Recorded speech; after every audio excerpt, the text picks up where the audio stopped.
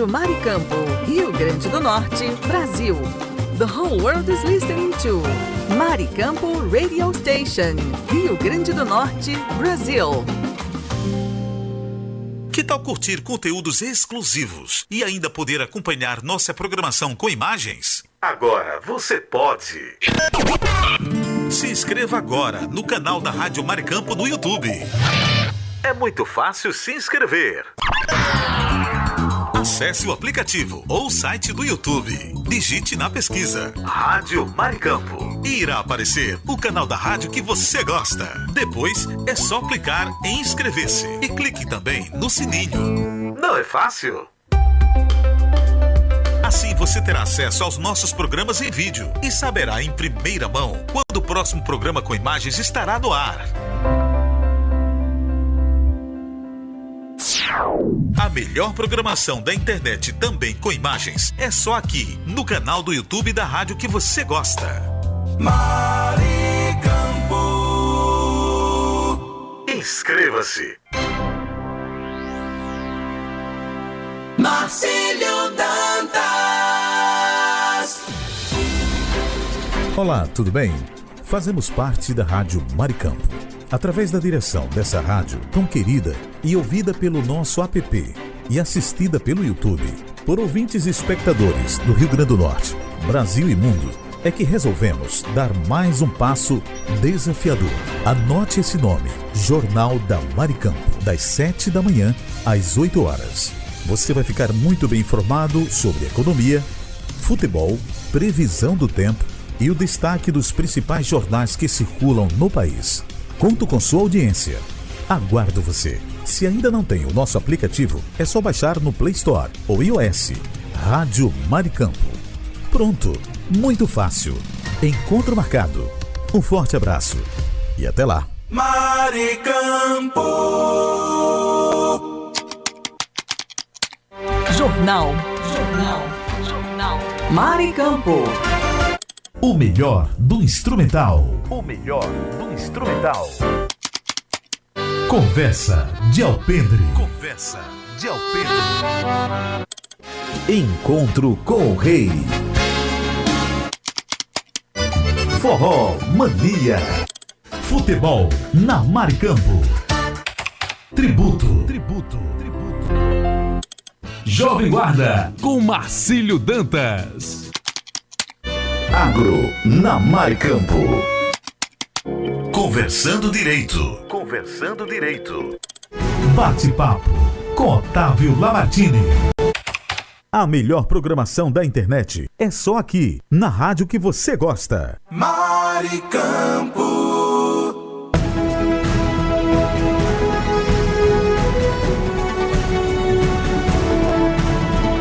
Rádio Maricampo apresenta Bate-papo com Otávio Lamartine.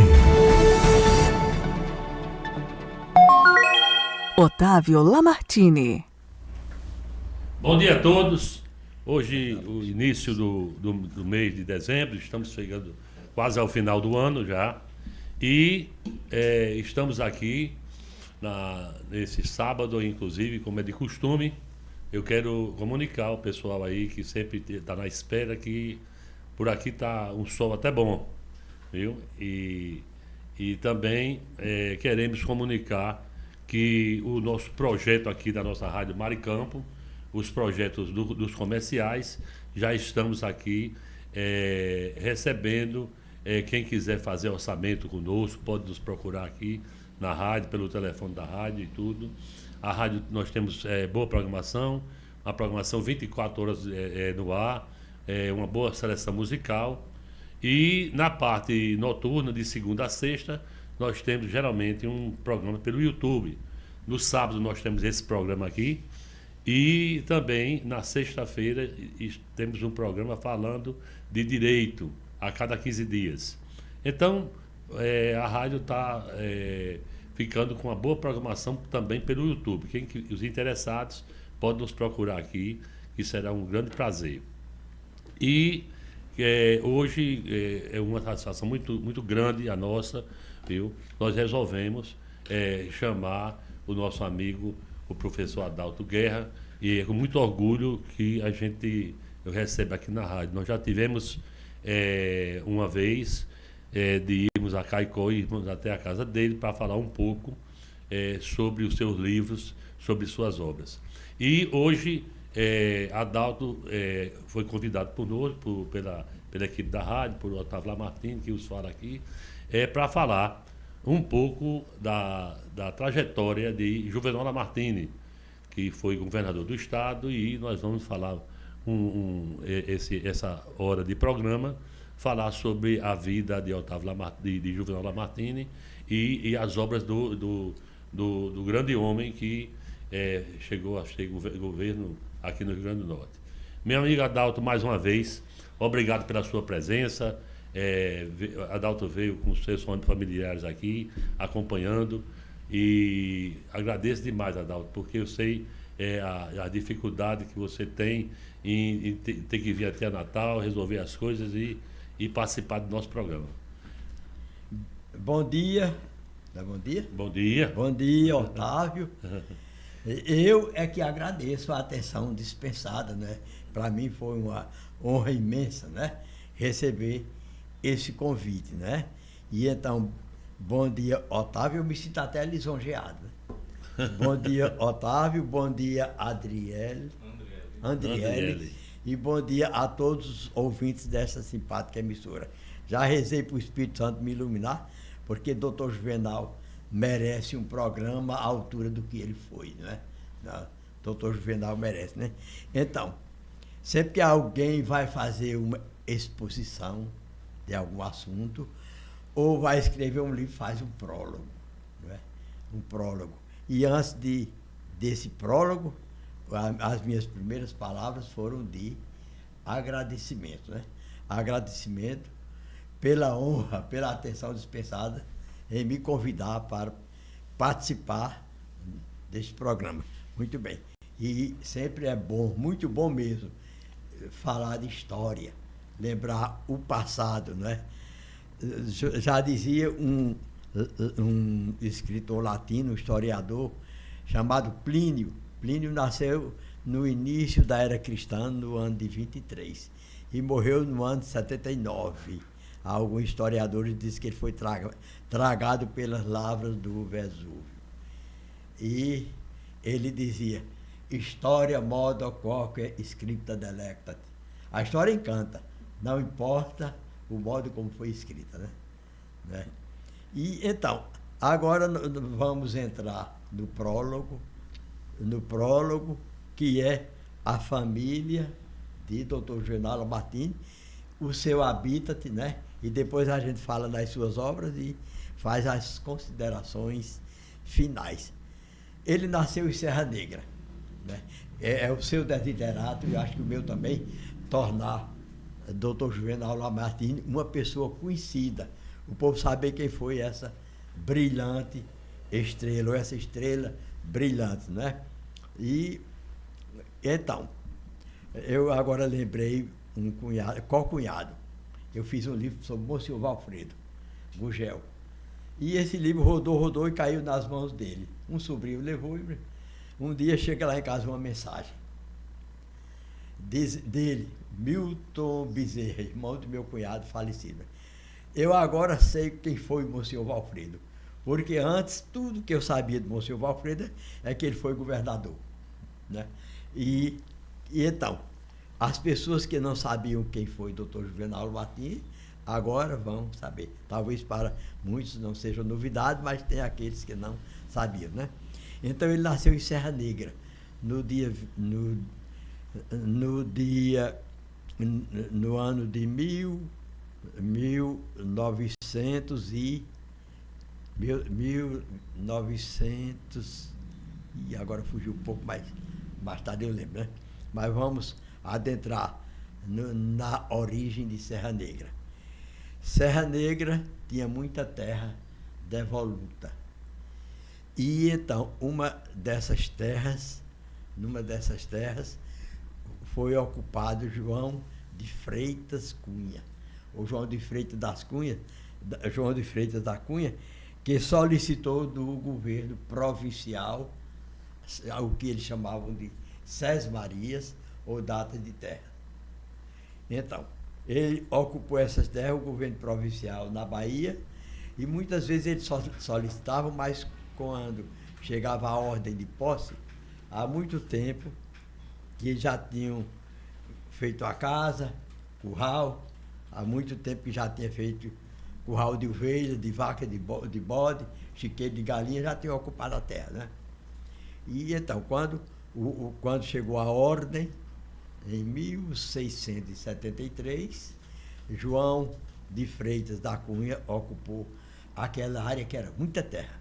Eram 3 léguas, corresponde a 18 quilômetros. Uma légua tem 6 quilômetros, né? 18 quilômetros é a distância entre as cidades de Cruzeta e Acari. 18 quilômetros, dá para perceber que é muita terra.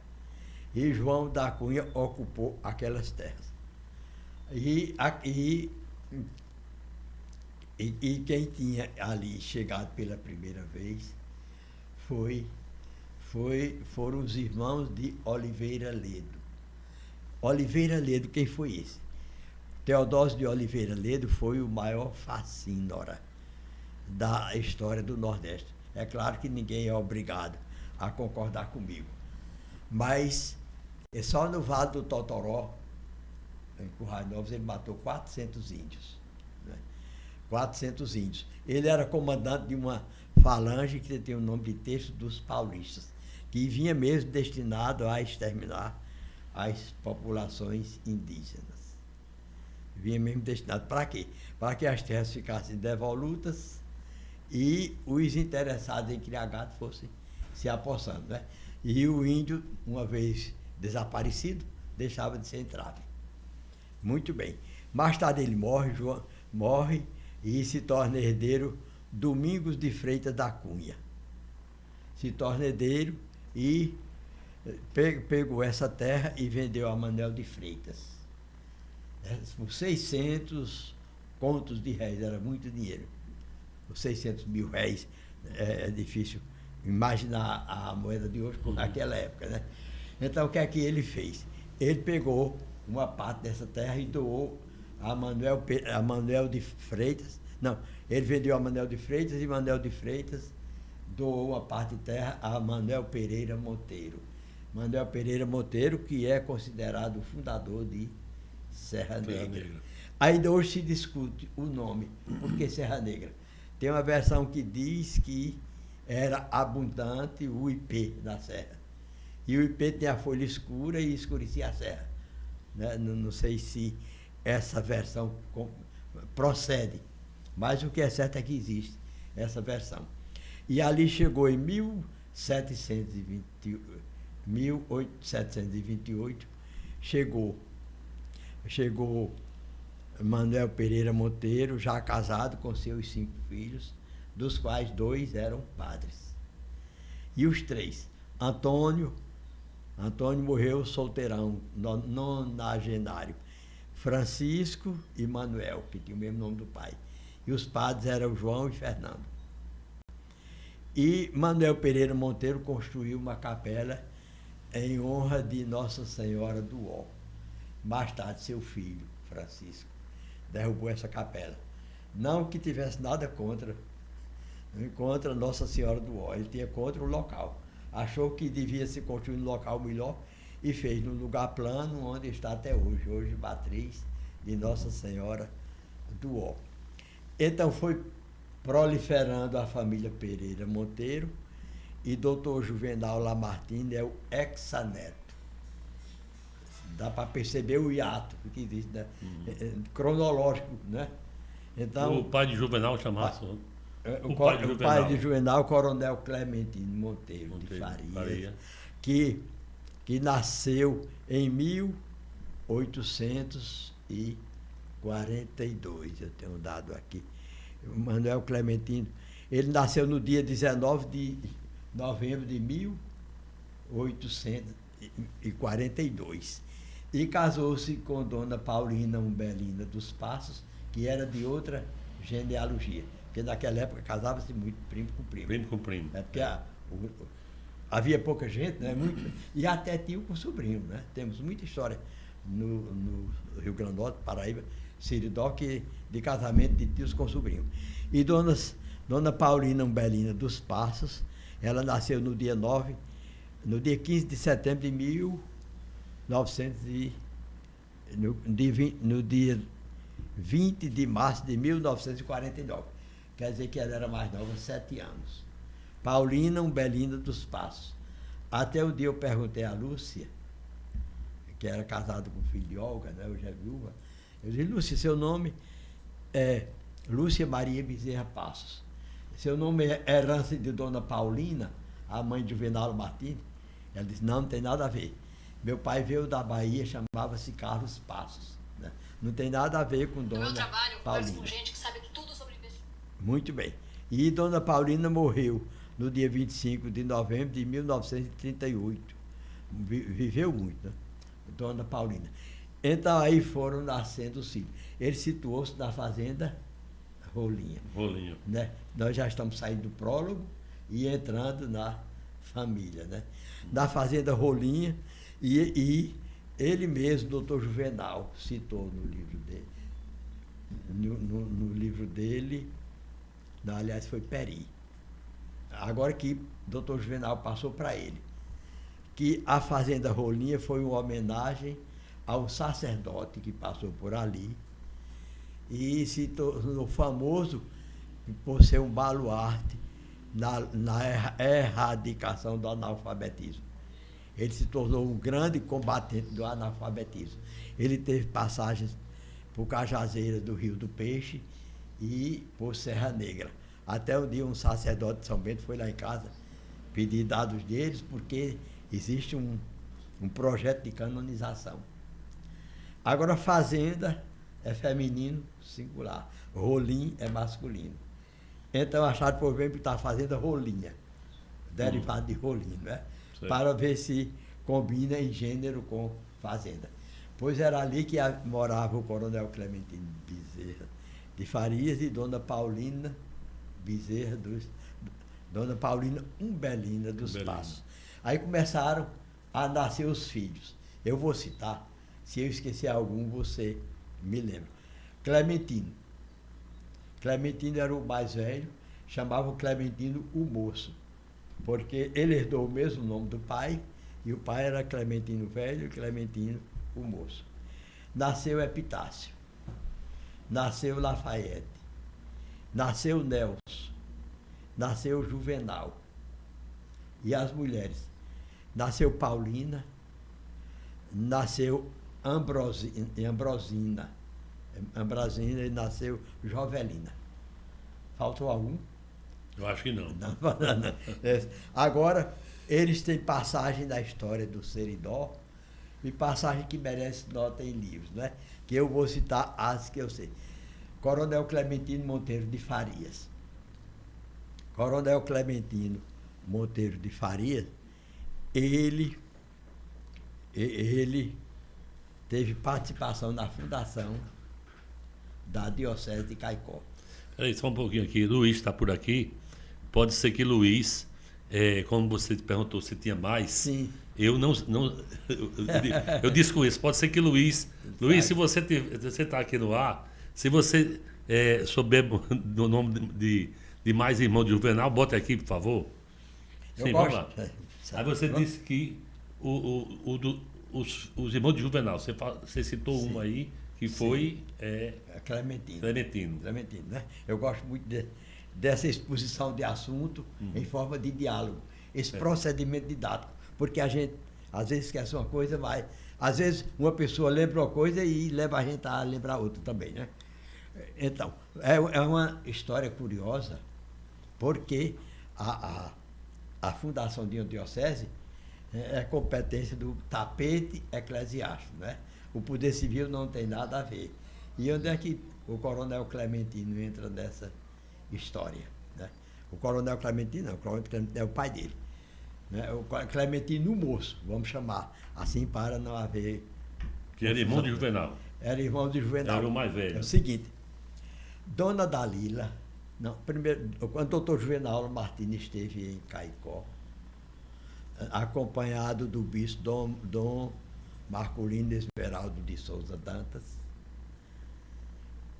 Houve uma grande recepção e houve um banquete, e desse encontro de Juvenal Lamartine, o bispo Dom Marculino e outras autoridades de Caicó, fluiu a ideia de fundação de uma diocese.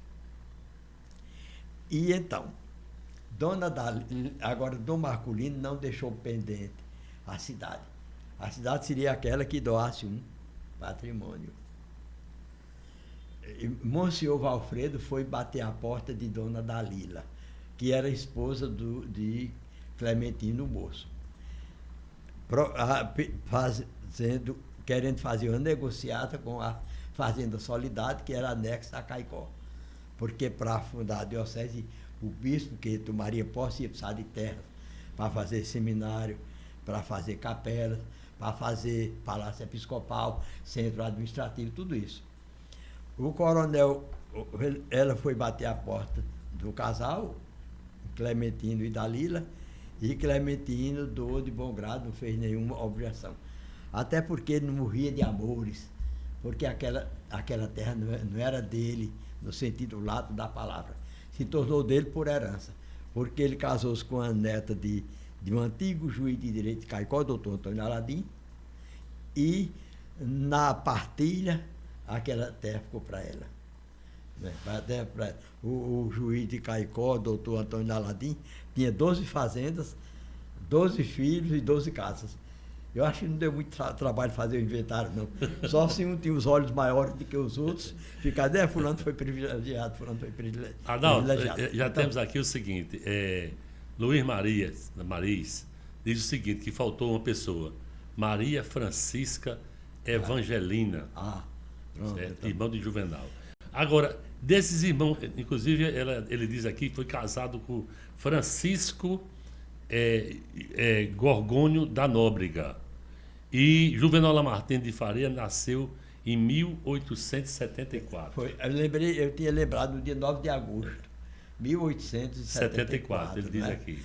Agora o seguinte, um negócio que chama atenção aí, que eu queria que você falasse um pouco, dos filhos, dos irmãos de Juvenal, a cada um, qual foi a contribuição? A contribuição na política de filhos, no caso. Sim, sim. Aí nós vamos chegar em Vilma, vamos chegar em o que foi governador, né? Sim. Aí, cada um, me diga de cada um. Filho irmão de Juvenal.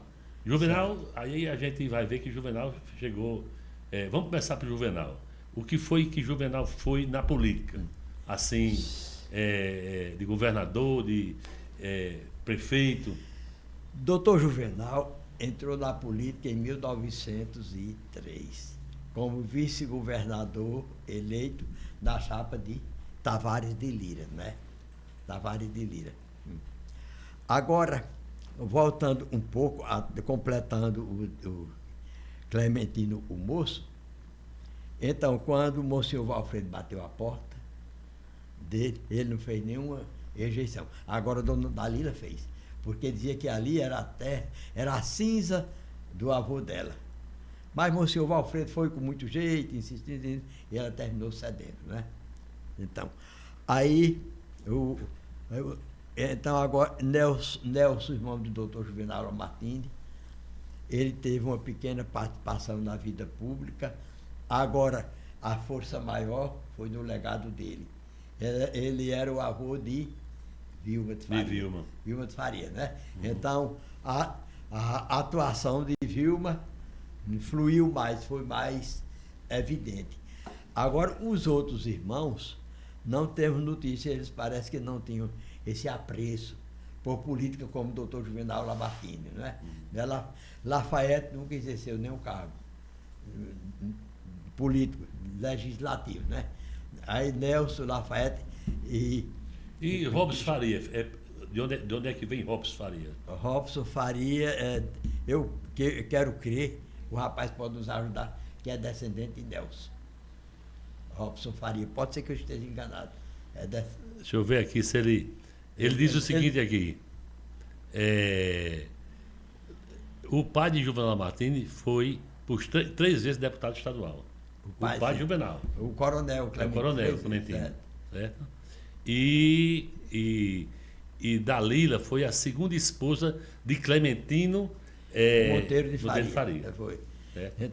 Ele vai falar aqui, você perguntou o quê? Você está achando o quê?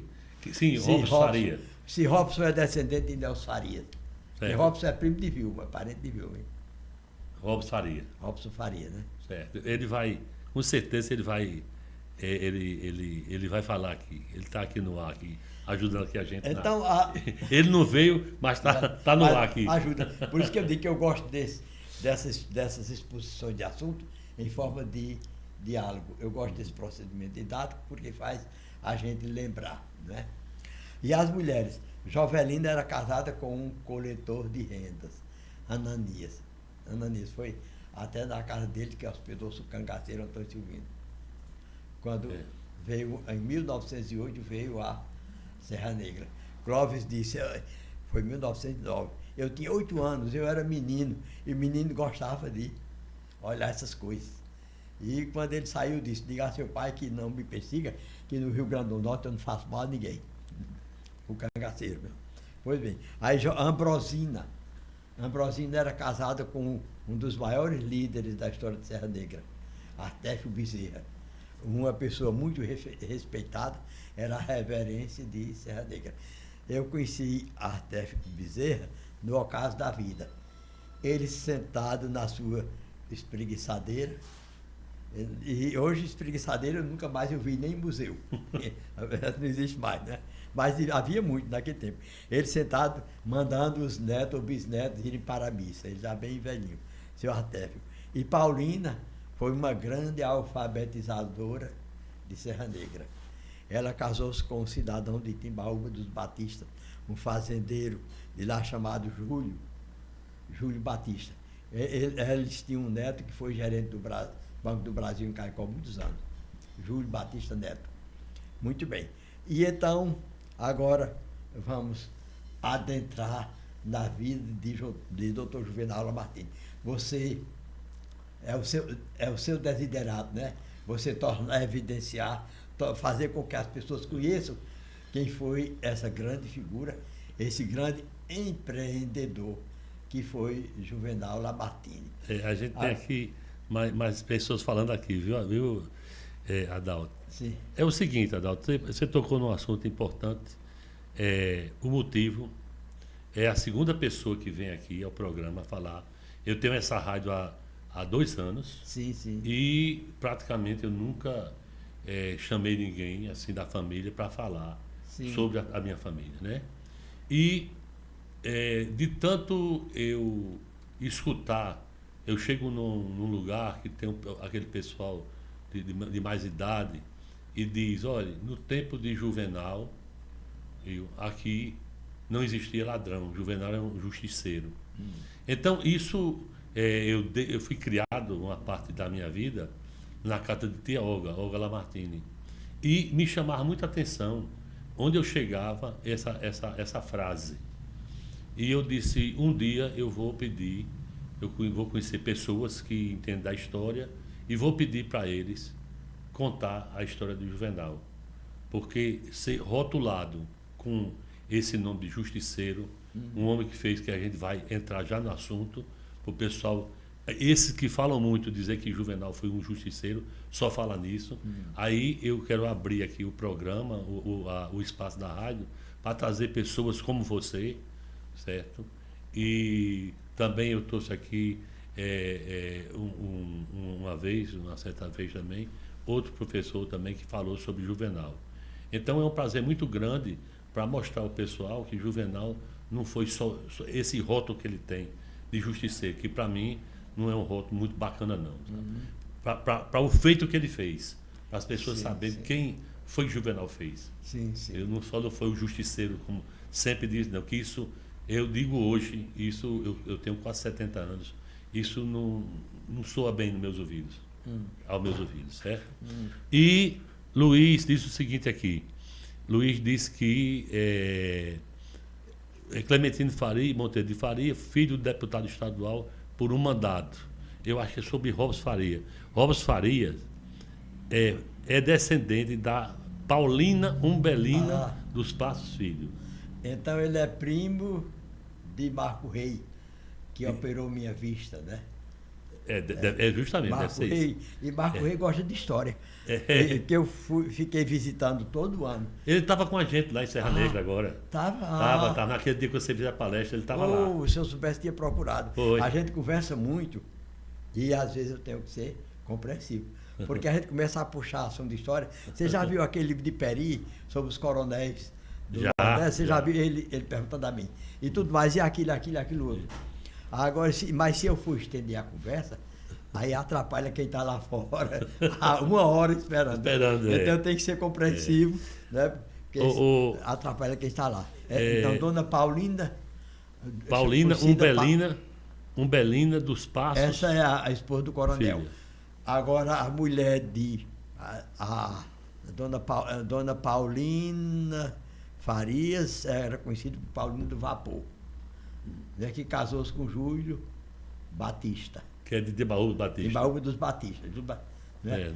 Agora, a explicação é porque na casa dela, foi o que me disseram, tinha um vapor de beneficiar a pluma do algodão, separar o caroço da pluma, era comum naquela época. Eu conheci uma amostra de Juarez Pires, lá na represa do Gargalheiro, já no final. Eles ainda conservam esse vapor. E vovô tinha um. Papai era quem tomava conta. O Almir Queiroz, um amigo nosso. Bom dia, Otávio. Que bate-papo excelente. É uma aula de história. Parabéns ao entrevistado. Almir, muito obrigado mais uma vez a sua presença aqui conosco. E estamos também aqui com o pessoal. Aqui está agora. O pessoal aqui do Posto Pium está assistindo agora no canal do YouTube. O pessoal do Posto Pium é Bruno, Fernanda, Heloísa e Marcelo Mesquita. Eles estão, a televisão do Posto Pium hoje está transmitindo esse programa ao vivo lá. Muito obrigado a vocês aí do Posto Pium. É muito importante vocês que têm uma conveniência e colocam a televisão nesse horário para transmitir ao povo, mostrar a nossa história do Rio Grande do Norte, que é importante demais. Viu? Luiz está aqui de novo. Robson é filho de Osmundo Araújo de Faria, filho de Porcina, que é filho de Paulina e é filho do coronel Clementino Faria de Faria, pai de Juvenal. Ele já disse tudinho aqui, ele abriu porque Luiz abriu o leque. Abriu o leque. Mas, amigo, vamos agora para saber os feitos de Juvenal. Né? Vamos entrar na segunda parte, né? Estamos adentrando, como eu lhe disse, evidenciar a vida do Dr. Juvenal Lamartine para deletar aquela imagem de Juvenal Lamartine do Justiceiro. Não, vamos colocar a prioridade em evidência. É o mais importante. Se Dr. Juvenal Lamartine não tivesse combatido o banditismo, o povo ia dizer, cadê o governador? Né? Mas Dr. Juvenal Lamartine, acima de qualquer coisa, está o seu empreendedorismo. Era um grande empreendedor. E é o seu desiderato que seja apresentado. E agora nós vamos mergulhar fundo nesse empreendedorismo. Né? Dr. Juvenal Lamartine. É o literário, o político, né? E o grande trabalhador em prol do Rio Grande do Norte, em prol da nossa terra. Agora, a trajetória dele começa quando? 1880. O que foi que aconteceu em 1880? O coronel Clementino se mudou da fazenda Rolinha para Serra Negra. Para a Serra Negra. Para a cidade. Para a cidade de Serra Negra. Foi da fazenda para a cidade. Para a cidade. E lá, doutor Juvenal foi alfabetizado, aprendeu a ler e escrever com um professor de nome Antônio Carlos. Isso, ele era da rede oficial de ensino. Então, partimos do princípio de que o ensino público já tinha chegado em Serra Negra em 1880. No dia 15 de outubro de 1827, Dom Pedro II baixou um decreto dizendo que toda cidade, vila, devia ter uma escola pública. Como as coisas são muito morosas, principalmente para o Nordeste, demorou a chegar. Aqui em Caicó, E muito, hein? em Caicó chegou em 1836. O primeiro professor foi Antônio Mateus Viana. E então, em 1880, já existia em Serra Negra, os grandes baluartes passaram por lá com Antônio Carlos e o professor Leão dos Monteiros, que depois era da mesma família, mudou-se para Caicó. Tem uma rua com o nome dele, né? E teve outros também. Eu não sei bem se Verniol Lamartine foi do ensino público, mas ele foi um grande mestre, Verniol Lamartine. Muito bem. Então, isso foi em 1880, quando ele tinha 17 anos, 1890, ou às portas dos 17, ele foi para Caicó. Ele foi estudar na escola de latim do professor Joaquim Apolinar Pereira de Brito. Alguém que está familiarizado com a história pode tomar o susto. Não, Joaquim Apolinar nesse tempo já tinha morrido. Mas a força dele era tão grande que o povo dizia a escola do professor Joaquim Apolinar. Até supera o padre Francisco de Brito Guerra, que era sacerdote político, que foi o fundador da escola, que hoje é Casa de Cultura.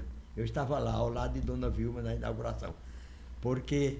Eu também estava presente na inauguração. Tava. Me chamaram para ir, eu fui. É do lado da igreja de Santana. Me chamaram muitos... tinha muitos guerras, mas o povo não quer, não, chama por lá. E eu terminei indo. Né? E você ainda é parente dele? Sou trineto. Trineto. Né? Muito bem. Do padre. Sim. Então ele passou 90, 91 do padre, né? E foi para Natal. Agora, é preciso avivar, ilustrar, dizendo quem foi que ensinou a Dr. Juvenal Lamartine o latim e francês. Estudar latim na escola do professor Joaquim Apolinar significava também estudar história, geografia e literatura. História por quê? Porque era muito enfatizado o livro de Cornélio Nepos. Eu ainda estudei no seminário. Cornélio Nepos. E então ele focaliza as guerras políticas da época, as guerras entre gregos e persas e um tanto de coisa. Então, você estudar latim também era aprender história. E aprender geografia porque situa o local. E aprender literatura porque fica se conhecendo, né? Se fica conhecendo a literatura da época. E, por fim, português, porque o latim é a mãe do português. Padre João Agripino dizia que 80% dos vocábulos da língua portuguesa vieram do latim. Então, tinha um escritor, no momento bem chamava o português a última flor do Lácio, que foi a última língua que nasceu da divisão do latim. A língua latina se dispersou em 9, né? Pai, eu já estou fugindo do assunto. Vamos voltar para Juvenal. Voltar, senão, né? Pois bem, então, ele foi para Natal, teve uma breve passagem em João Pessoa. Em João Pessoa, porque a chegada dele coincidiu com uma greve, e naquele tempo o governo era inexorável, fechou o Ateneu, e os alunos se prejudicaram, ficaram sem estudar, e Dr. Juvenal foi para João Pessoa fazer estudos preparatórios para poder entrar no ginásio. Era uma luta desigual, era dor de cabeça, porque não passar significava interromper. Eu, quando chegou o meu tempo, eu rezava de dia e de noite, à noite entrava pela madrugada, porque mamãe já tinha me dito, se você não passar, não estuda mais. E eu morria de medo de não passar. Muito bem. Aí, de lá, quando ele estava com os estudos devidamente preparados, sim, eu deixei para trás o professor dele. O professor foi Manuel Augusto Bezerra. Manuel Augusto Bezerra. Foi porque, quando foi em 1933, o senador Guerra, até então não era da política. Ele foi para a política, foi deputado estadual, fundador da Assembleia Legislativa, depois senador. E ele foi para Natal, Natal foi para o Rio de Janeiro e não voltou mais. E ao deixar Caicó, ele entregou a escola a Joaquim Apolinar Pereira de Brito, seu sobrinho. Por isso que muitos dizem que a escola de Joaquim Apolinar, Agora, o professor de Dr. Juvenal Martins foi Manuel Augusto Bezerra de Araújo. Era filho de quem? Do coronel Silvino Bezerra de Araújo e dona Maria Febrônia de Araújo. O coronel Silvino Bezerra de Acari e a esposa dele eram primos carnais. Primos carnais. E então, são os pais de doutor Zé Augusto, ou doutor Manuel Augusto. Agora eu vou citar o nome dos filhos e vamos fazer como da outra vez. Se eu esquecer, Assis, é? Não, é Luiz Mariz. É Luiz Mariz. Se você não souber, Assis, lembra, né? Luiz Mariz. Então eu vou citar o nome dos filhos do casal. Do casal Silvino Bezerra e dona Maria Febrônia. Eram 9 filhos, apenas um homem. Um homem e 8 mulheres. Um homem e 8 mulheres. Então, o homem era Manuel Augusto Bezerra de Araújo. As mulheres, Dona Silvina, a Dona Chiquinha. Dona Silvina casou-se com o doutor Juvenal. Dona Chiquinha, Dona Júlia,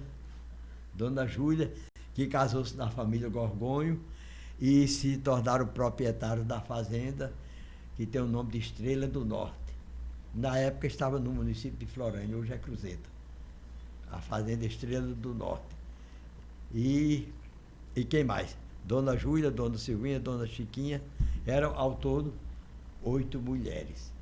Manuel Augusto Bezerra de Araújo, quando veio para Caicó, ele conheceu uma filha do senador José Bernardo de Medeiros. E para os telúricos, Coronel Zé Bernardo da Carnaubinha, como o povo chamava, o Coronel Zé Bernardo da Carnaubinha. E o Coronel José Bernardo de Medeiros casou-se com Cândida Olindina de Medeiros e desse casamento, não foi assim, o coronel, esse que eu falei agora, assim, o coronel José Bernardo de Medeiros, ele tinha uma filha de nome Cândida Olindina de Medeiros, e que o Luiz James Bezerra chamava Dona Candinha. E foi Cândida Olindina de Medeiros que casou-se com Manuel Augusto. Manuel Augusto, que ela conheceu quando era professor de latim em Caicó.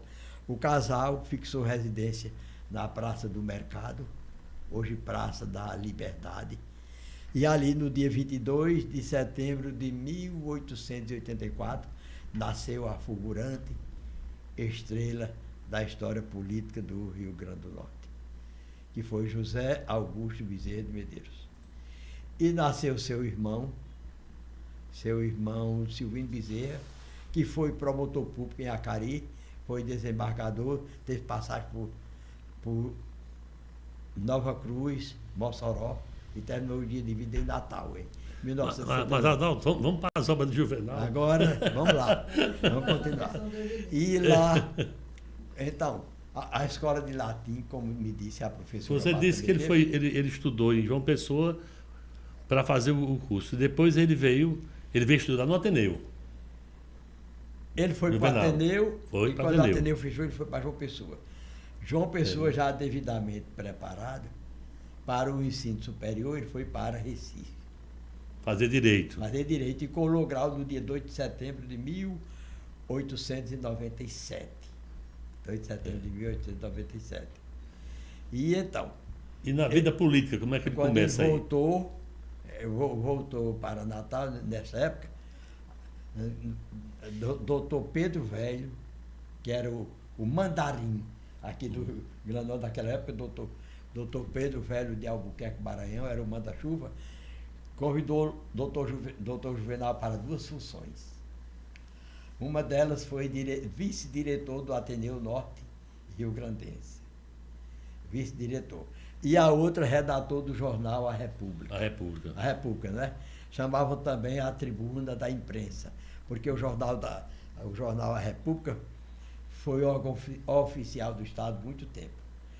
E então ele ficou nessas funções quando foi no dia 1º de setembro, ele foi nomeado promotor público de Acari e acumulou Jardim do Seridó e Caicó, e mais Santa Cruz do Inharé, né, que era distrito na época. Né? Depois, aí quando foi em 1903, ele foi convidado para compor a chapa na eleição de doutor Augusto Tavares de Lira. Então os dois se elegeram e ele foi governador, ele foi vice-governador na gestão de Tavares de Lira. Ele foi vice-governador. Quando foi em 1905, ele aventurou ser deputado federal, naquela época chamavam deputado geral, e se elegeu mais 7 vezes. Ele foi deputado federal durante 7 legislaturas. Era muito estimado. Por aí dá para perceber, né? Como o doutor Juvenal Martins era estimado. 7 legislaturas. Então, a sua vida como deputado federal terminou em 1926. Que em 1927 ele foi senador. Por um curto período de tempo, porque logo no final do ano ele se candidatou a governador e o sobrinho de sua tia, doutor Augusto, José Augusto, estava deixando o Estado. Quer dizer, o doutor Zé Augusto governou de 24 a 27. E quando ele saiu, entregou a doutor Juvenal Martins, que era filho de Dona Silvina. E Dona Silvina, irmão de Manuel Augusto, portanto, doutor Zé Augusto e doutor Juvenal era o primo legítimo, né? E então, ele entregou a doutor Juvenal, casado com uma de suas tias. Né? Não sei se eu fui claro, né? Foi. Agora, eu quero estar pronto. Aí começa o governo dele. Aí começa o governo dele. Os projetos que ele fez. Sim. Os projetos de Juvenal. Durou apenas 2 anos e 9 meses. Ele assumiu no dia 1º de janeiro de 1928. 1º de janeiro. E uma das primeiras iniciativas foi encabeçar a luta para o voto feminino. Ele enfrentou uma luta desigual, que já era projeto muito antigo, falavam de Clóvis Bevilacqua, que foi um dos principiantes. Então, ele iniciou essa luta, trazer o voto feminino para o Rio Grande do Norte e saiu vitorioso. E hoje se discute quem foi primeiro, a primeira eleitora do Rio Grande do Norte. Uns dizem que foi Celina Guimarães, outros dizem que foi Alzira Soriano, foi prefeita de Lages do Cabugi, e a terceira já seria Júlia Medeiros, a feminista lá de Caicó. Muito bem. Então, o que é certo é que o doutor Juvenal saiu vitorioso nessa luta, e isso fez o doutor Juvenal Martins mais ainda estimado. Depois vieram outras grandes conquistas. Quando ele deixou o governo, o Rio Grande do Norte tinha 620 quilômetros de rodovias estaduais. Eu não sei bem quanto tinha antes dele entrar, mas ele deu um avanço muito grande e construiu dezenas de pontes para acabar com o isolamento entre as cidades, porque no tempo de inverno era um Deus nos acuda, né? E a parte de açudes? Ele esteve presente em algumas construções, ele era o governador tinha suas interferências, e foi nessa época que começou a fluir os projetos de Epitácio Pessoa. Epitácio Pessoa, inclusive o doutor Juvenal Lamartine foi visitar o açude de Cruzeta. Então, com a morte de Delfim Moreira, depois de um curto mandato de 8 meses, ele morreu, e quem foi eleito foi Epitácio Pessoa. E Epitácio Pessoa elaborou um projeto para a construção de 168 açudes. E ele, como bom paraibano, botou 100 na sua terra. E ficou 78 para dividir com os demais estados, né? E então, entre esses açudes estava o de Cruzeta. E foi um sucesso muito grande, porque uma região onde o povo conhecia apenas barreirinho de sítio, apareceu o açude como Cruzeta, era um sucesso muito grande, né? Diga-se de passagem que em 1915, né, o Seridó tinha 420 açudes. Para apenas 17 resistiu mais de um ano de seca. Dá para perceber que era muito pequeno, né? E então a construção do açude de Cruzeta atraiu muita gente importante. Teve lá o presidente da República, Washington Luiz, esteve lá 3 governadores, o doutor Antônio José de Melo e Souza, o doutor José Augusto Bezerra de Medeiros e o doutor Juvenal Lamartine. Esteve lá um juiz de direito, tudo levado pela curiosidade de conhecer um grande açude, que foi o doutor Celso Salles, o pai de Dom Heitor. Muito bem. O doutor Juvenal Lamartine chegou no açude de Cruzeta na época dos trabalhos de agrimensorias. Faziam as medições daquelas coisas lá, tudo mais. E ele percebeu que na bacia do açude, na bacia seriam construídos o açude, a parede um pouco mais à frente, ele percebeu que ali haviam 3 rios. O rio Quimpuê, popularmente conhecido por Quimporó, que nascia na Serra do Quimpuê, em Florânia. O rio Salgado nascia do Saco da Luísa, onde hoje se ergue a cidade de São Vicente, e se atravessava pelo meio entre eles um rio que chamava o Rio do Meio, porque estava entre os dois. Quando o doutor Juvenal Lamartine viu aquele cruzamento, ele disse: isso é uma cruzeta, faça o açude na cruzeta. Faça o açude na cruzeta. E as palavras dele tiveram tanto peso que não só o açude recebeu o nome de Cruzeta, como também a cidade. Você sabe como é o primitivo nome de Cruzeta? Não, sei não. Vila dos Remédios. E então mudaram o nome de Vila dos Remédios para Cruzeta. Então mudou a cidade. Então, a voz de Dr. Juvenal Lamartine foi peso na construção do açude de Cruzeta, na fazenda Remédio, que pertenceu ao capitão Mó Medeiros, que por sua vez ganhou de herança de seu sogro, Antônio Pai de Bulhões, e portanto latifundiário lá do Acari. Muito bem. Então vamos cavar mais coisas que o Dr. Juvenal Lamartine fez. Adalto, 25. Na saúde, a gente falou nas estradas, no açude, no voto feminino. E na saúde? Na saúde foi o abastecimento dos hospitais precários, caindo, se acabando. Ele fez uma renovação e muito importante também, você falou daquele a atenção que ele deu aos marginalizados.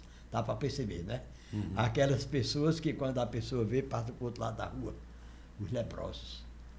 O povo tinha um medo terrível de se contaminar. E o doutor Juvenal Lamartine tinha o coração do tamanho de um trem. Ele viu que não era justo aqueles seres humanos ficarem abandonados, né? E construiu um leprosário e ali ele acolheu todos os leprosos. Eu não sei se ainda é o de hoje, aquele que tem no bairro Nazaré. Não sei se ainda é o mesmo, ou já mudou de lugar. O que é certo é que o doutor Juvenal Lamartine dispensou uma atenção especial a essas pessoas marginalizadas, né? E então, ele construiu pontes, já falei, dezenas de pontes. Ele fez 25 campos de pouso. Até quem diga que foi mais, foi 30, né? Porque o doutor Juvenal era um apaixonado pela aviação. E como ele era, né? Apaixonado pela aviação. E ele saiu colocando campos de pouso nas cidades do Rio Grande do Norte, né? E Acari tinha até 2. O de Acari que ele fez foi na fazenda do Coronel Santa Rosa do Ingá. Do Ingá. É o Coronel Cipriano Bezerra de Araújo Galvão Santa Rosa. Né? Ele fez lá o campo de Poço e a inauguração foi feita festivamente. A inauguração do campo, houve banquete, muita coisa. Dr. Juvenal Lamartine de lá partiu para Caicó para inaugurar o outro campo, que foi na Baixa do Arroz, na fazenda do Coronel Celso Afonso Dantas, casado com uma parenta minha, Dona Felomena de Brito Guerra, que é lá de Campo Grande, Caraúba, daquele lado ali, né? E o pai do Renato Dantas, foi a inauguração. Ô Adalto, só para ilustrar aí, voltando aos leprosos, Juvenal tinha um terreno aqui em Cotovelo e Pirangi. Lá ele construiu uma casa para receber os filhos dos leprosos. Ah, viu? Que bom. Como se fosse uma casa de veraneio. Que bom. Certo? Então, essa casa foi abaixo há pouco tempo, que vão fazer lá um empreendimento. E eu conheci muito essa casa através, depois ficou para a família de Tia Olga e eu frequentei essa casa. Sim, sim. Certo? Que a Luísio Paiva ficava por lá também, junto com a família. E essa casa ele fez para os filhos leprosos. E você falou aí na aviação. E o Juvenal fez também, fundou o Aeroclube, que é um passo importantíssimo, né?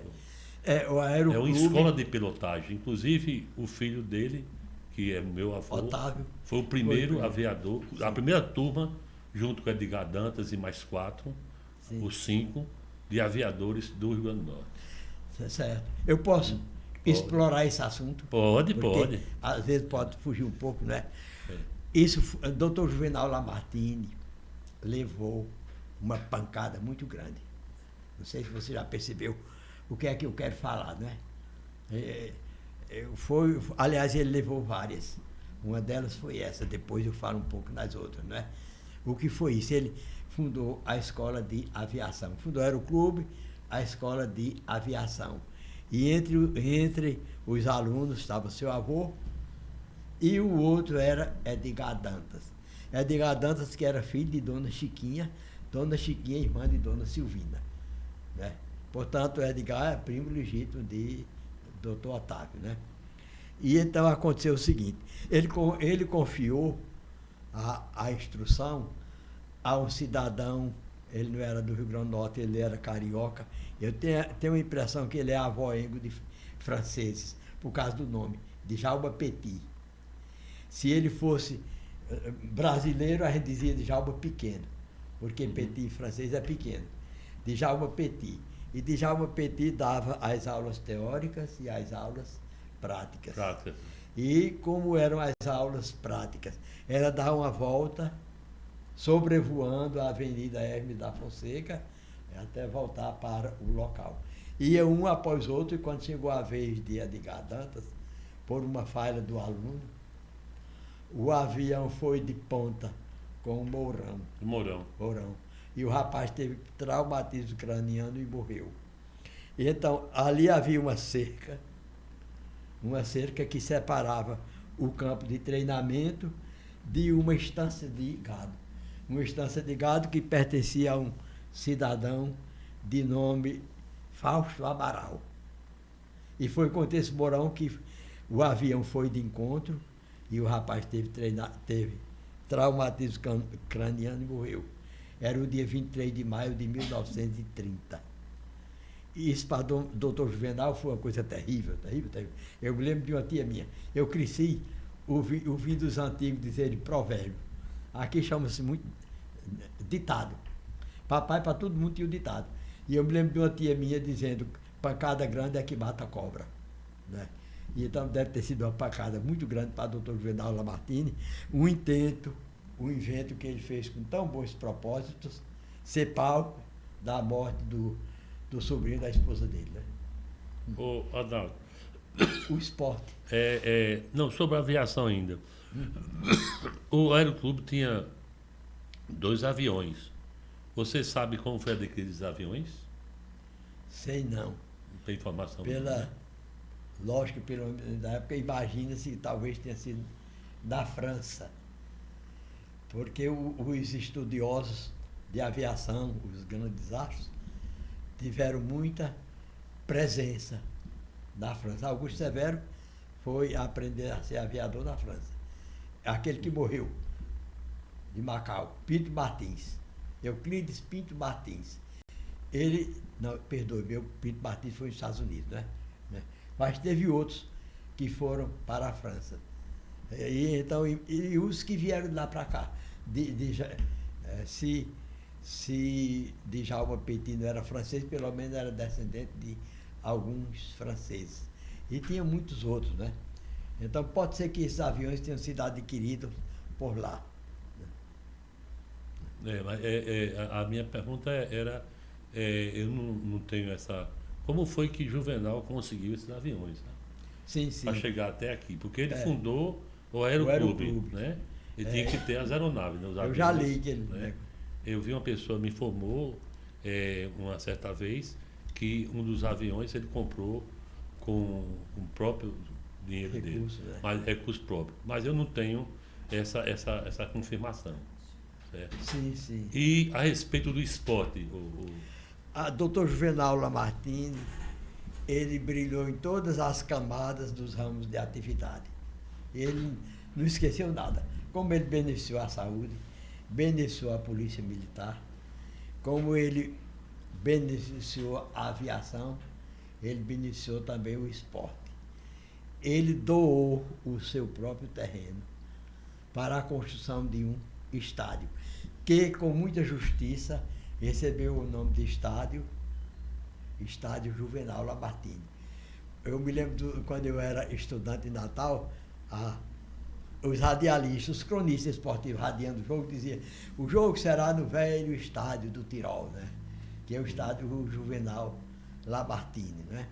E foi em 1928 que o estádio estava pronto, né? A inauguração foi feita com muita solenidade. Aqui em Natal tinha um cidadão chamado Alberto Roselli. Ele era avoengo de italianos. Os pais deles eram comerciantes a varejo, né? Eram bem-sucedidos. E tudo que havia de solenidade, o orador era Alberto Roselli. E ele fez o discurso da chegada do bispo, do Marculino, no cais da Ribeira. Ele fez o discurso na inauguração do Juvenal Lamartine. Ele foi o primeiro juiz de futebol do Rio Grande do Norte. Pois bem, e então no dia 28, a partir de então, o Natal já tinha o seu estádio, né? Até foi feito um documento, você me disse, né? Escrito dizendo que aquele terreno não podia ser negociado, né? Isso. Não podia ser negociado. Tinha que ser sempre para o mesmo fim. Exatamente, né? Então, o velho estádio do Tirol foi doação de Dr. Juvenal Lamartine. Uma certa vez, o Adalto, Augusto Maranhão me convidou para... Meu primo. É seu primo, né? É meu primo. Eu estava com ele esse final de semana, ele me convidou para participar de um documentário lá no JL mesmo. E teve esse assunto, foi ventilado esse assunto, e é lógico que o estádio Juvenal Lamartine hoje, para ser continuar a ser um estádio, teria que ter o estacionamento, que o negócio cresceu muito, né? Mas tudo tem saída, sabe? Eu até falei nesse momento, eu falei que existem estádios que podia fazer um subsolo e fazer o estacionamento, né? Sim, sim. Não tem problema nenhum. A engenharia foi feita para isso mesmo. Porque é como você falou o assunto, que eu que falei a você, porque a minha família sempre dizia que Juvenal deixou um documento dizendo que ali teria que ser sempre uma praça de esporte. Certo? Sim. Não poderia ser vendido nem negociado para outro fim. E aí, na hora desse documentário com Augusto Maranhão, eu falei sobre isso. E tem saída para tudo, tem saída na engenharia. Pode-se fazer um subsolo e fazer estacionamento. É muito dinheiro, que é muito dinheiro, Sim. mas continuava sendo o que Juvenal deixou de herança aí para o Rio Grande do Norte, para a história do Rio Grande do Norte. Nós falamos sobre... tem também, o Adalto, ligado a Juvenal Lamartine, tem também o hospital Varela Santiago. Sim, Varela Santiago. Certo? E a Escola Dom Bessa, que tem uma parte... Não foi Juvenal praticamente, mas foi Tio Varela que participou disso aí tudo, né? Sim. Mas é sempre do lado de Tio Varela, o Juvenal sempre estava presente, porque a filha era casada com Tio Varela. Né? A filha de Juvenal, irmão de Otávio, era casada com Tio Varela, que eu cheguei a conhecer muito, que ele frequentava muito a casa de Tia Olga.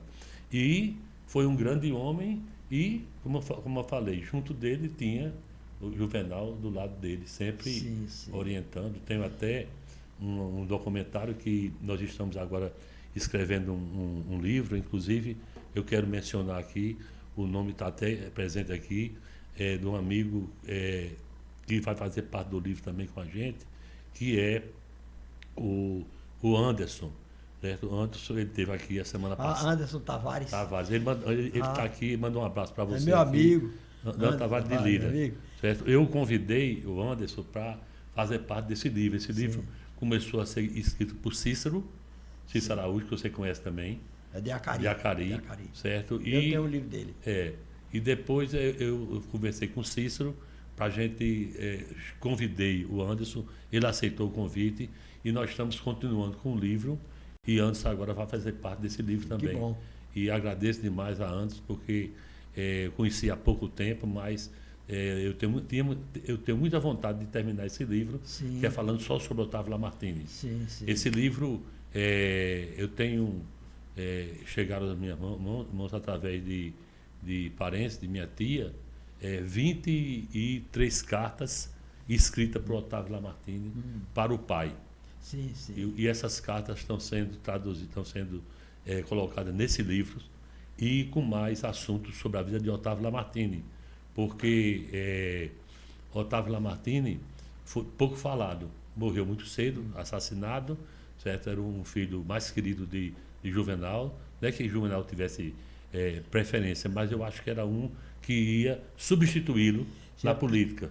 Falava a linguagem dele. A mesma linguagem, né? Tanto é que foi o único que chegou a ser prefeito de Acari durante 2 anos. Na época da Revolução, ele teve que deixar também a prefeitura. Foi. Aí, o Luiz Gêmeo Bezerra me disse que ele teve a oportunidade de prosseguir na vida pública como prefeito de Acari. Mas ele não quis para que o povo não visse o pai dele como a pessoa que faz nepotismo. Luiz Gêmeo me disse isso. Agora eu queria que você me dissesse se uma informação que me deram procede, que Dr. Juvenal Lamartine comprou as terras devolutas, parte onde estão parte do Tirol e parte de Petrópolis, que ele comprou vendendo a rolinha em Serra Negra, correndo com medo da seca, em 1915, ele vendeu a rolinha e comprou essa terra. Isso procede? Adalto, essa questão de venda da rolinha, eu não posso dizer a você de onde veio esse dinheiro, mas eu digo a você o seguinte, que uma certa vez eu tenho um primo que hoje ele mora na Alemanha e é filho de Peri. Ele me contou que uma certa vez estava num enterro e de Silvino Lamartine, falou com ele, disse, olha, olhou para o Exército, né, que é o RI, que é vizinho aéreo, viu? Aí disse, essas terras aqui foi do meu pai. Meu pai doou ao 16 RI. Bem, Ricardo me falou sobre isso e eu procurei uma pessoa que é do Exército, hoje já é aposentado já, é um coronel do Exército. Eu perguntei a ele sobre isso, se ele tinha documentos sobre isso. Então, ele foi até ele estava na ativa, ele procurou saber e encontrou um documento dizendo da doação do terreno do 16 à URI, e tem o nome de Juvenal Lamartine. Mas ele não tinha mais detalhes, certo? E se você observar, o Aero, foi Juvenal também que participou. Sim, foi. Tio Varela morava perto do Aero, mais para o lado do ABB, também faz parte do... Certo? Então, muita coisa ali deve ter sido, ele teve adquirido. Né? Agora, se foi com a venda da Fazenda Rolinha, porque quando ele voltou do exílio, que nós vamos chegar lá também, ele procurou comprar uma fazenda aqui, mais perto da cidade e longe de Acari. Né? Aí comprou a fazenda de Riachuelo, Lagoa Nova. E o Aéreo ali foi antigamente a chácara do governador, doutor Alberto Frederico de Albuquerque Maranhão, irmão de Pedro Velho, né? Onde tem a casa do Aéreo, ali era a casa do governador. Mais uma para a gente. Ali pertenceu a doutor Alberto Frederico de Albuquerque Maranhão, e cá embaixo, onde hoje é a escola doméstica, era do irmão dele, doutor Pedro Velho de Albuquerque Maranhão, que Henrique Castriciano de Souza construiu ali a escola doméstica. Amiga Adalto, a gente vai dar agora um pequeno intervalo aqui, para a gente voltar depois, para a gente voltar já a falar de Juvenal sobre a partida dele, na época da Revolução, a saída dele, que a gente quer que você converse um pouco sobre isso também. Estamos apresentando Bate-Papo com Otávio Lamartine. Tá com saudade de viajar? A Pousada Colina dos Flamboyantes é o lugar. Aqui você se hospeda em apartamentos rústicos, oferecendo conforto e privacidade, além do contato direto com a natureza. Temos um restaurante independente, trazendo o melhor da gastronomia. A Pousada Colina ainda oferece várias opções de lazer. Temos um salão de jogos com sinuca, ping-pong, cantinho da leitura, redário para dar aquela descansada, piscina e um novo mirante com uma vista privilegiada e exuberante da cidade. Dispomos de passeios turísticos com guias treinados. Traga sua família ou amigos e venha viver momentos inesquecíveis. Pousada Colina dos Flamboyantes. Turismo preparado e seguro é aqui. Cerro Corá, a Suíça do Seridó.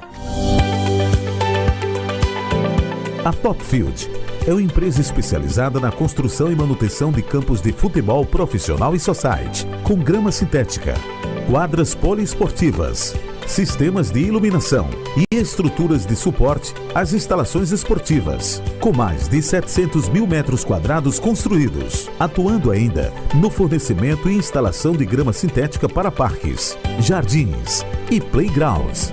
O Brasil conhece Topfield. Qualidade em tudo que faz. Que tal curtir conteúdos exclusivos e ainda poder acompanhar nossa programação com imagens? Agora você pode. Se inscreva agora no canal da Rádio Maricampo no YouTube. É muito fácil se inscrever. Acesse o aplicativo ou o site do YouTube. Digite na pesquisa Rádio Maricampo. Rádio Maricampo. E irá aparecer o canal da rádio que você gosta. Depois é só clicar em inscrever-se e clique também no sininho. Não é fácil? Assim você terá acesso aos nossos programas em vídeo e saberá em primeira mão quando o próximo programa com imagens estará no ar. A melhor programação da internet também com imagens é só aqui no canal do YouTube da rádio que você gosta. Inscreva-se!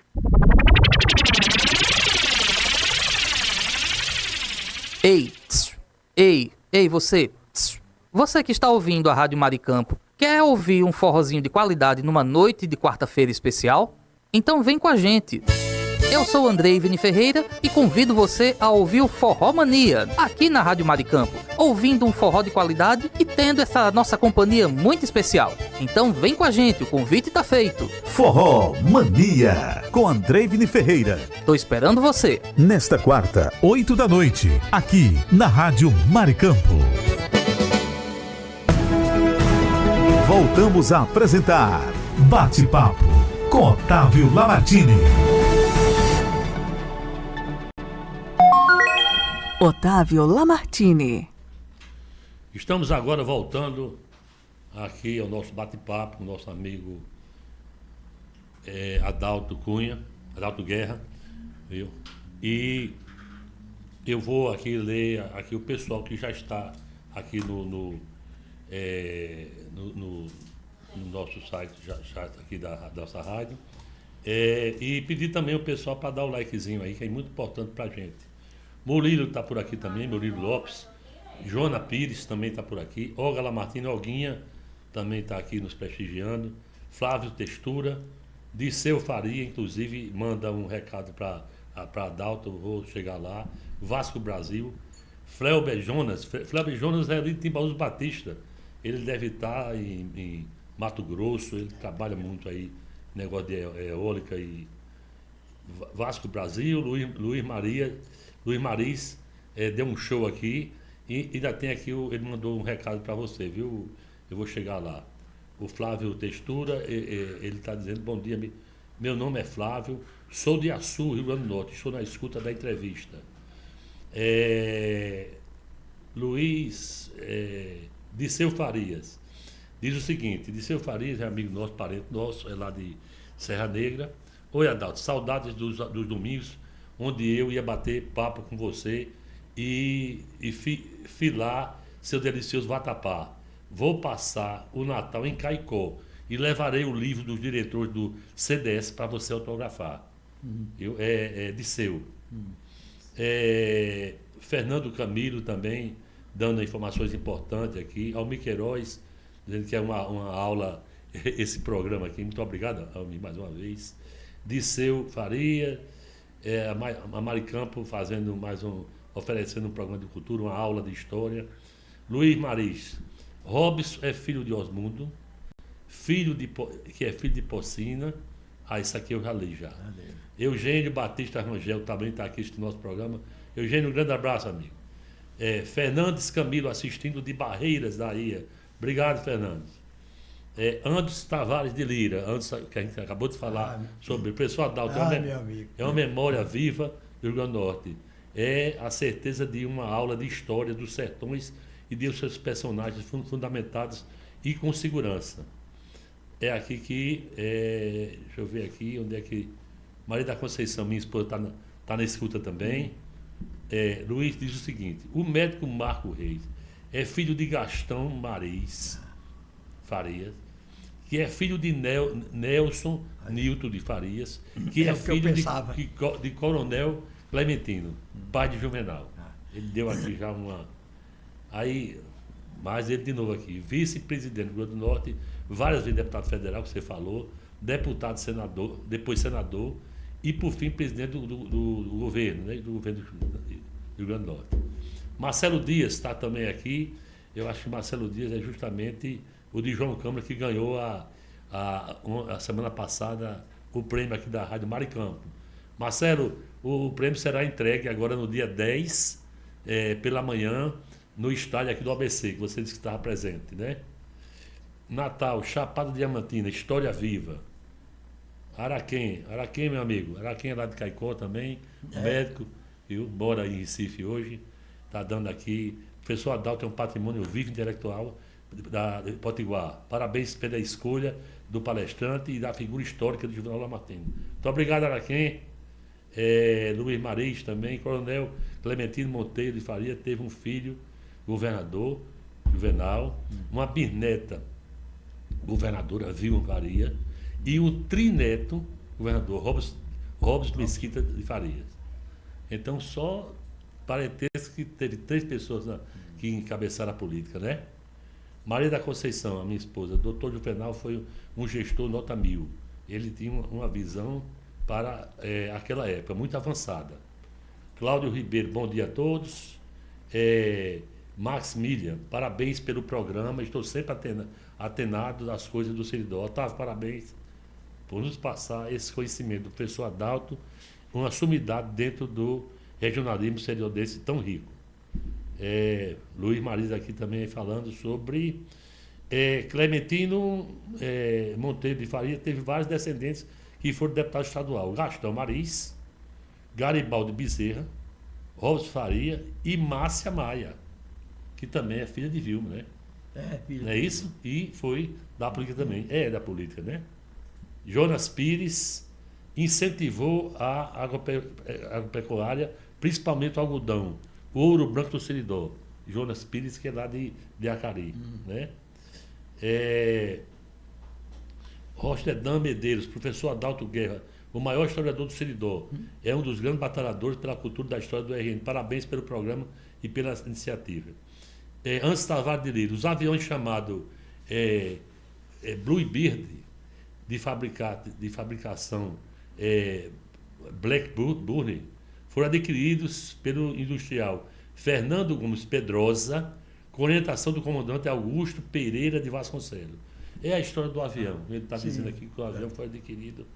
Deixa eu ver aqui, mas Luiz Maria, primo do professor Adalto, é um descendente do saudoso senador do Império, Francisco de Brito Guerra. Está dizendo que você é primo do professor, né? Eu sou trineto do senador Guerra. Vê aqui, Luiz, está sendo um grande programa, uma verdadeira história. Maria da Conceição ensinando a história do Juvenal da Martins fez, né? Coronel Luiz Mariz. Coronel Celestino Monteiro de Faria, pai de Juvenal, inspirou gerações e mais gerações na política. Muito obrigado a todos vocês que estão aqui presentes na nosso bate-papo aqui, direto no YouTube. E não esquecer de dar o likezinho, pessoal. É muito importante para a gente.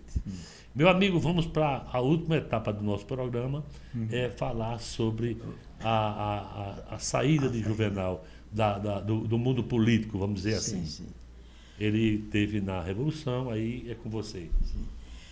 Doutor Juvenal entrou na política antes de atuar na jurisdição. No dia 1º de setembro de 1998, ele foi nomeado promotor público de Acari.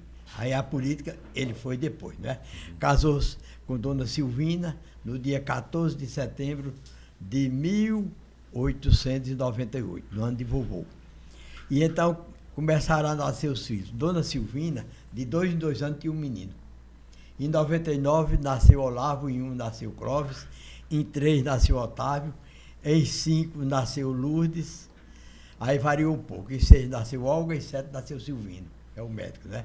Entre 7 e 12 ela teve 2 abortos. Em 12 nasceu Paulina, em 14 nasceu Elza, e em 14 nasceu Paulina, em 16 nasceu Olga, e para fechar a dezena, no dia 15 de janeiro de 1919 nasceu Oswaldo. É o último. Foi o último. Então, ele veio depois para Natal e passou por aquela trajetória que nós já falamos, né? Estreou como vice-governador na chapa de Tavares de Lira, né? O trisavô de meu amigo falou agora com a gente, né? Anderson Tavares, né? E depois deputado federal, senador, até chegar ao governo do Estado. O governo do Estado que durou 2 anos e 9 meses. 9 meses, né? 9 meses, né? Eu falei no início de pancada, né? Foi a segunda pancada. Outra grande pancada, segunda grande pancada, né?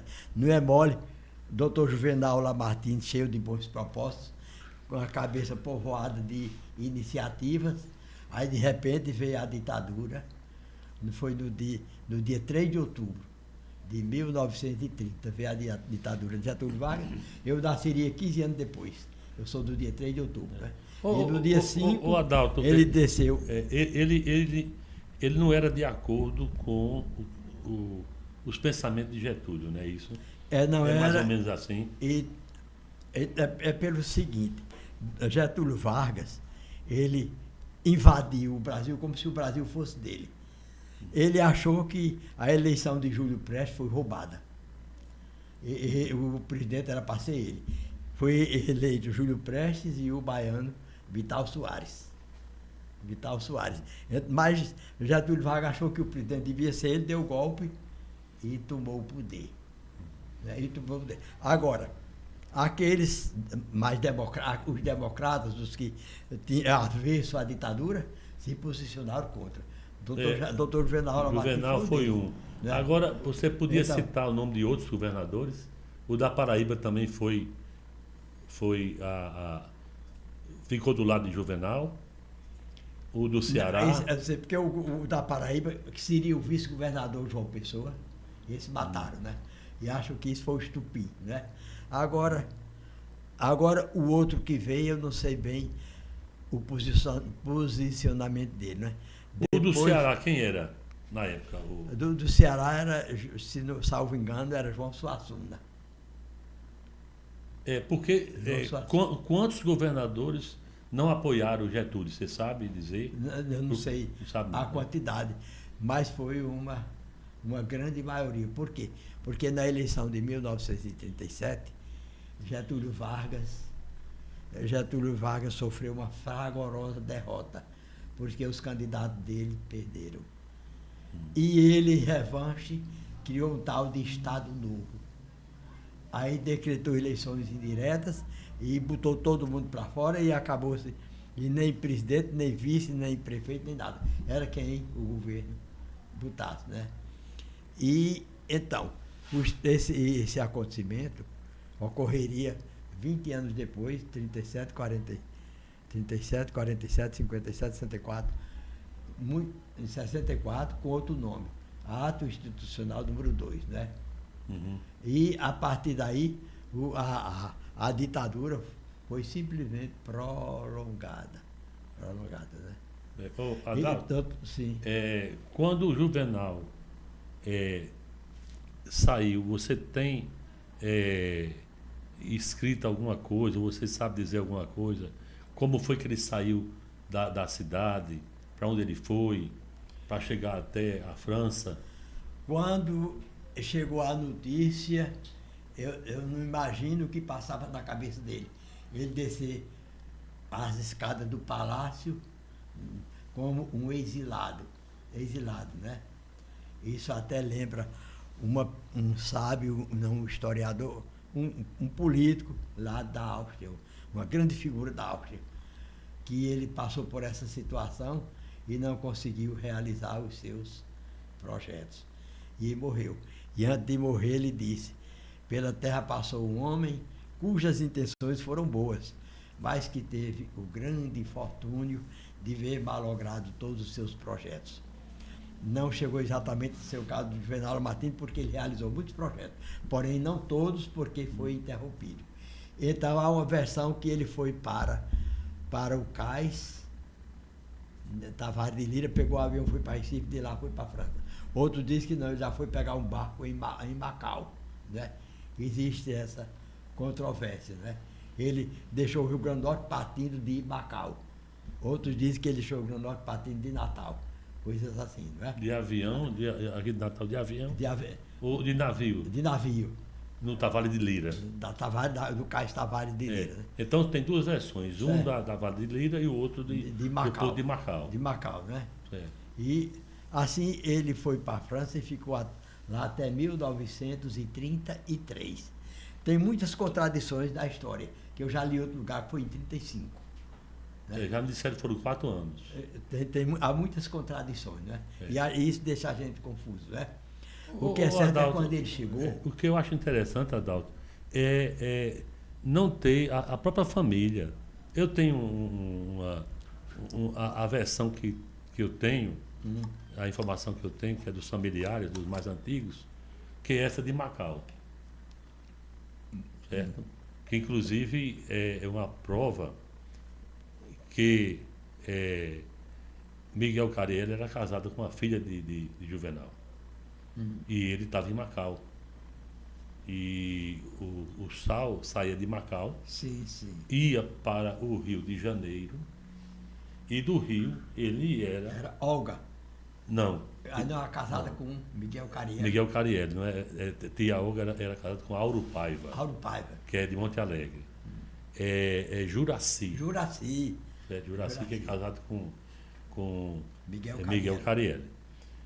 Eu conheci, né? Eu conheci Miguel, tio Miguel, e eu acho que essa versão é a mais certa, provável, né?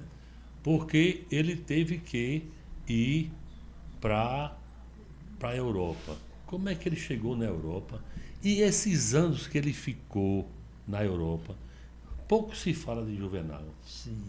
Certo? E a própria. Eu Eu tenho escritas, o Adalto, que a morte do filho, ele se encontrava no exílio na França. E tenho escrito que ele estava na casa da filha, no Rio de Janeiro. E me parece que a da casa da filha é a mais provável. Você sabe dizer sobre isso aí? Eu sei tudo nos mínimos detalhes. Eu tive sorte, quando eu fiz a minha pesquisa, eu achava o doutor Otávio tão importante que reservei um capítulo para ele, nesse livro, O Seridó na Memória do Seu Povo. E eu coloquei doutor Otávio Lamartine, uma luz que se apagou cedo. E eu descrevi toda a trajetória macabra dele. E então, a versão correta, sem nenhuma sombra de dúvida, é que Dr. Juvenal Lamartine estava no Rio de Janeiro, hospedado na casa de Juraci, sua filha, casada com o italiano Miguel Cariello. Por quê? Porque quando ele chegou do exílio, ele não quis vir para o Rio Grande do Norte, por conta da política suja. E ele ficou no Rio de Janeiro. E lá ele tomou conhecimento do assassinato de seu avô. E fez uma penalizada carta endereçada ao ministro da Justiça da época, que era o senhor Vicente Raul, narrando a situação política do momento do Rio Grande do Norte, a morte de seu filho e pedindo alguma providência, né? E essa carta, espalhou cópia dessa carta, e uma foi parada no livro História de uma Campanha, do renomado escritor Edgar Barbosa, né? Então tem toda a trajetória. Agora, veja bem como as coisas, informações quando são corretas, batem uma com a outra. Isso que você falou, que ele era o filho preferente, né? Coisa assim. Lá em Ponta Negra, morava um cidadão chamado Heronides Fernandes Filho, o esposo dela, né? E Heronides era de São Fernando. E ele me disse que Dr. Otávio Lamartine era o José do Egito da família. Era aquele filho preferido. Por quê? Porque ele falava a linguagem do pai. Dr. Juvenal Lamartine era muito telúrico.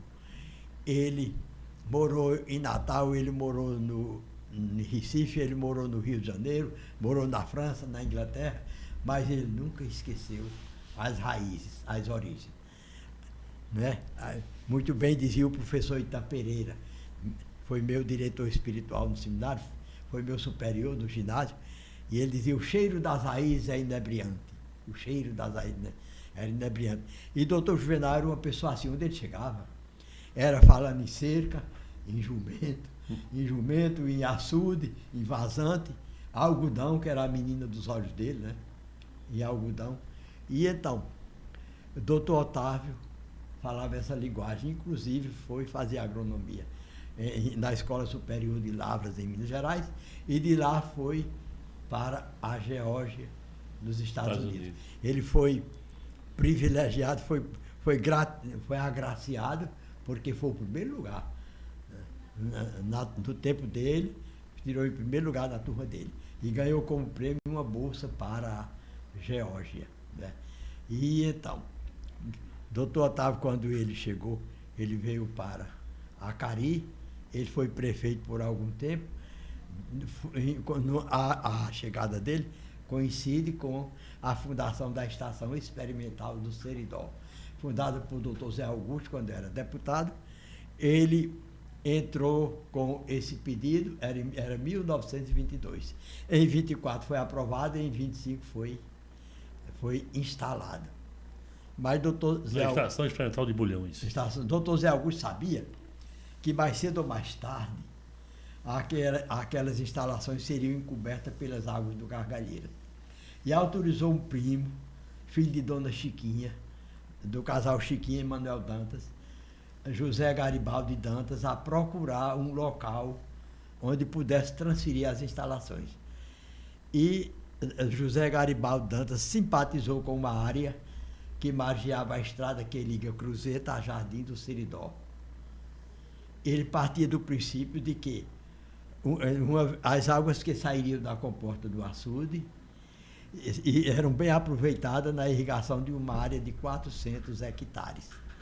Então, a ideia dele foi levada em conta e foi transferida em 1929. Ele assumiu, doutor Otávio. No ano seguinte veio como é que chama? A demissão, né? Ele foi banido da vida pública, foi banido ele, doutor Juvenal já estava, e então ele, uma vez fora da direção do campus experimental de Cruzeta, ele foi cuidar da fazenda de doutor Juvenal, lá do Riacho do Ingá, né? Ele foi cuidar da fazenda do pai dele e foi lá que ele morreu. Você quer que eu descreva? Ou não dá tempo? Não, dá, sabe, porque a gente tem um tempo. Vamos deixar. Você vem de novo. É porque eu tenho aqui gravado um depoimento muitíssimo precioso de sua mãe. Dona Jurema me deu um depoimento muito precioso e eu copiei nesse livro Ipsis Literis. E quando ela terminou, me aconselhou a procurar Dr. José Bezerra de Currais Novos, que foi quem transportou seu avô para Natal. E a dona Jurema me disse, com essas palavras: aconselho conversar com o doutor José Bezerra, pois ele sabe de tudo. E eu bati a porta e fiquei com esse depoimento. Vamos deixar para uma segunda vez. Etapa. Segunda etapa, viu? Adalto, amigo, eu só tenho que agradecer, com certeza, as suas informações. Tem muitas pessoas que não sabiam da história, e como eu disse aqui no meio do programa, a minha vontade de mostrar ao povo, esclarecer quem era Juvenal, eu estou realizando esse meu projeto. Importante, muito importante. Porque é muito desagradável, sabe, Adalto, você chegar num canto e dizer: não, o senhor é parente, sou o grande justiceiro. Aí, cada vez mais, o professor Valclei Azevedo esteve aqui conversando sobre Juvenal, e o assunto foi justamente nessa direção, para mostrar ao pessoal, para aqueles que não sabem da história de Juvenal, quem foi Juvenal. E você, com o seu relato, me fez cada vez mais ficar mais satisfeito. Eu ganhei o dia hoje com a sua presença aqui, amigo. Muito obrigado. E você ter vindo lá de Caicó para vir aqui na nossa rádio, veio fazer as suas coisas de Natal, mas o seu tempo, você teve a prestígio de vir até aqui, a nossa rádio. Agradeço demais a você, a seu filho, ao pessoal os seus familiares. Muito obrigado, meu amigo. E o microfone é seu, e eu quero que você venha outra vez aqui para a gente continuar. Com todo prazer. A gente vai falar sobre o que você tem aí escrito, que minha mãe escreveu para você. Será um grande prazer, uma segunda etapa. Viu? Você só é marcar o dia que eu venho. Certo. Mas agora, eu é que devo agradecer, né, a atenção dispensada, né? Muito obrigado. Você ter me chamado para um evento tão importante, e eu abraço também essa luta. Mostrar o doutor Juvenal Lamartine como aquele grande empreendedor do Rio Grande do Norte. Porque se o povo falar só que Juvenal era justiceiro, era justiceiro, aí, e as outras coisas que são mais importantes, né? Que ele fez, né? Ali, ele morou muito tempo no Riacho do Ingá, que foi do avô de Dona Silvina. Ali pertencia ao capitão Bom Galvão, Cipriano Lopes Galvão, casada com uma goiana, Adriana Goiana de Pernambuco, Adriana Iolanda de Vasconcelos. E então, ali lá nos flancos, próximo ao Riacho do Ingá, tinha uma árvore bem frondosa, era um juazeiro. E Cipriano Lopes Galvão, o capitão Bom Galvão, botou ali uma grande mesa, e ali naquela mesa, os filhos deles e mais alguém interessado, algum sitiante, era alfabetizado. Vejamos como é difícil, como é diferente de hoje, né? Então, o Silvino Bezerra, o coronel Silvino Bezerra, aí o outro coronel Santa Rosa do Ingá, coronel Zé Bezerra da Aba da Serra, foram alfabetizados ali debaixo de a sombra de um juazeiro. Olha que nós vamos começar outro programa. Ele já está preocupado, porque ele vai viajar. Eita, quando eu ligo aqui, o telefone agora deu.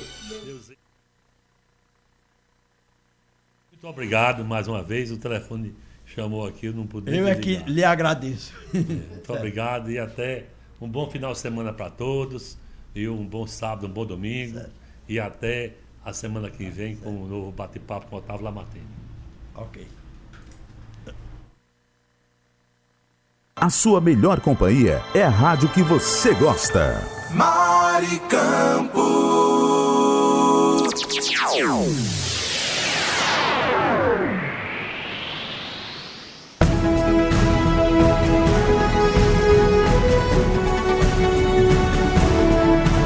Você ouviu Bate-Papo com Otávio Lamartine, uma produção da Rádio Maricampo. Que tal curtir conteúdos exclusivos e ainda poder acompanhar nossa programação com imagens? Agora você pode. Se inscreva agora no canal da Rádio Maricampo no YouTube. É muito fácil se inscrever. Acesse o aplicativo ou o site do YouTube. Digite na pesquisa Rádio Maricampo e irá aparecer o canal da rádio que você gosta. Depois é só clicar em inscrever-se e clique também no sininho. Não é fácil? Assim você terá acesso aos nossos programas em vídeo e saberá em primeira mão quando o próximo programa com imagens estará no ar. A melhor programação da internet também com imagens é só aqui, no canal do YouTube da rádio que você gosta. Maricampo. Inscreva-se. O mundo inteiro ligado na Rádio Maricampo, Rio Grande do Norte, Brasil. The whole world is listening to Maricampo Radio Station, Rio Grande do Norte, Brasil.